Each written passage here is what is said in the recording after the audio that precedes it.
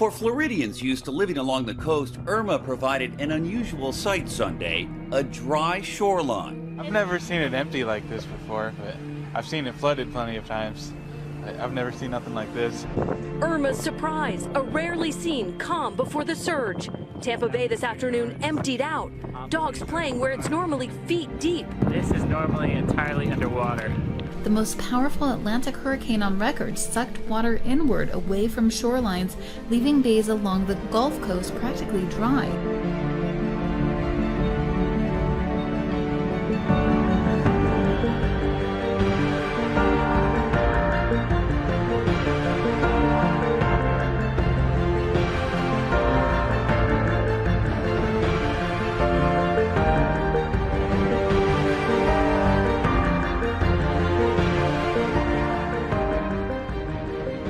For Floridians used to living along the coast, Irma provided an unusual sight Sunday, a dry shoreline. I've never seen it empty like this before, but I've seen it flooded plenty of times. I've never seen nothing like this. Waterways receded as the storm picked up steam. The force of the approaching hurricane is so strong that despite all this ocean spray, it's actually sucked a lot of the water out of Sarasota Bay. It was a similar picture across the region, thanks to a mix of Irma's fierce counterclockwise winds and low atmospheric pressure. I've never seen the grass. I've never seen any of that before. I just was surprised. The tide was so low, 2 manatees became stranded in the sludge and had to be rescued. And in Tampa Bay, authorities warned about the dangers of venturing out on the seafloor, since the water could return at any moment.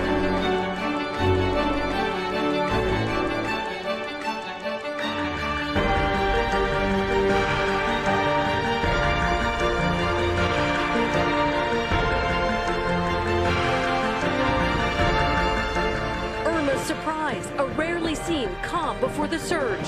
Tampa Bay this afternoon emptied out. Dogs playing where it's normally feet deep. This is normally entirely underwater. The water literally sucked out to sea. Canals dropping, bays emptying up and down the Gulf Coast. People helping stranded manatees. Even for Floridians who have weathered hurricanes before, this is something new. It's become Irma's calling card. This video from the Bahamas went viral, showing a normally sapphire sea gone as far as the eye can see.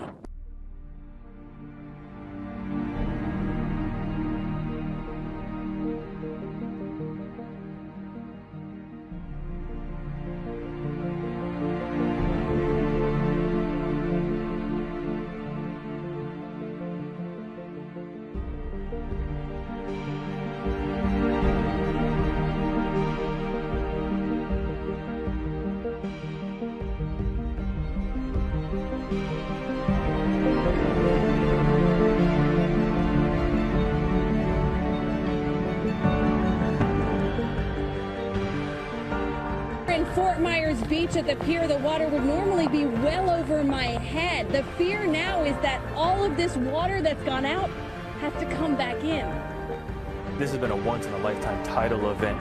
Before the eye made landfall, the winds were blowing so hard offshore at the exact same time of low tide, people saw low water levels that they've never seen before on the west coast of Florida.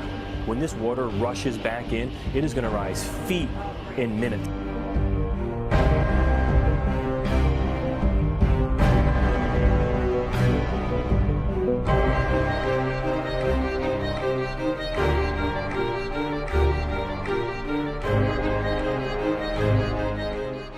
I got lines tied to the light pole. PJ Pike is a fisherman in Fort Myers. Have you ever seen the water like this? Never this low. This is going to be the worst one yet. So worried about the coming surge as the water rushes back, he's staying with his boats. You're not going inside, though, during this? Inside where? Inside a house? In my boat. You're going to stay in the boat? Yes, yes. This area could see a 15-foot storm surge overnight. By morning, all of this could be changed forever.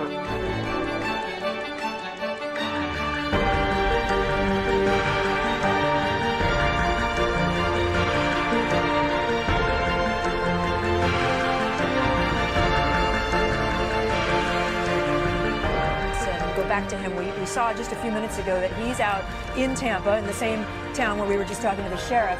And you were showing us, maybe you can show us again, Jeff, for those who weren't with us, that the water is going, if you will, in the wrong direction right now, and explain what's happening. Yeah, it's the winds. It's these outer bands from Irma. Remember, we're not getting it here, Kate. The worst of it until overnight tonight, so almost about 12 hours away. But the winds are already sucking the water out of Tampa Bay. This is surreal to see. The water should be going that way, right? But instead, look, the current is going that way, pulling it out into the bay and into the Gulf. This sets up potential catastrophic flooding for later on tonight when Irma hits. A huge surge because the water is being sucked out and then it will come crashing back.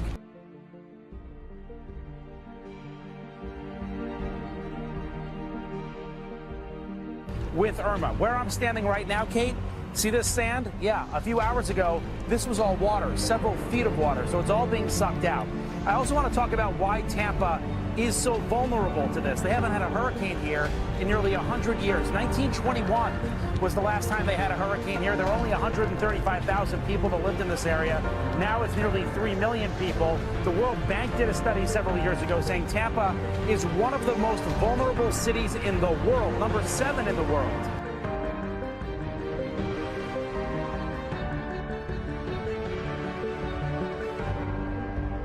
For how much damage there will be for a hurricane like this. And here's why.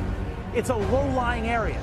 A low-lying area with lots of roads like this. This is a road right over here. And can you imagine how that's going to be cut off so quickly during Irma tonight when the flooding comes in? I want to show you a bridge. Look at all these homes over here. All these apartment buildings right here at sea level. All the way out there, Bill. Can you get that out there? It's far. But there are a lot of bridges like that, Kate, that are very, very low-lying. That's what Tampa looks like, surrounded by water. You got the Gulf, you got Tampa Bay, and now you have all this water going out that will get forced right back in with violence tonight. And that's why it's going to be a very scary night for a lot of people here.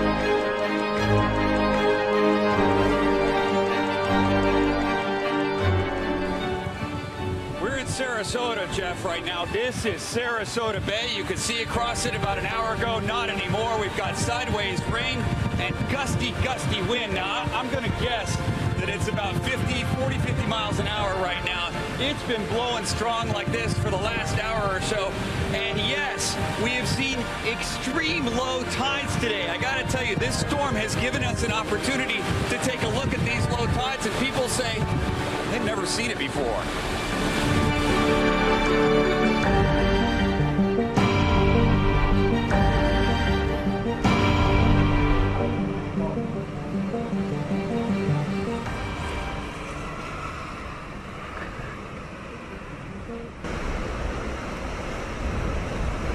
You what, mate?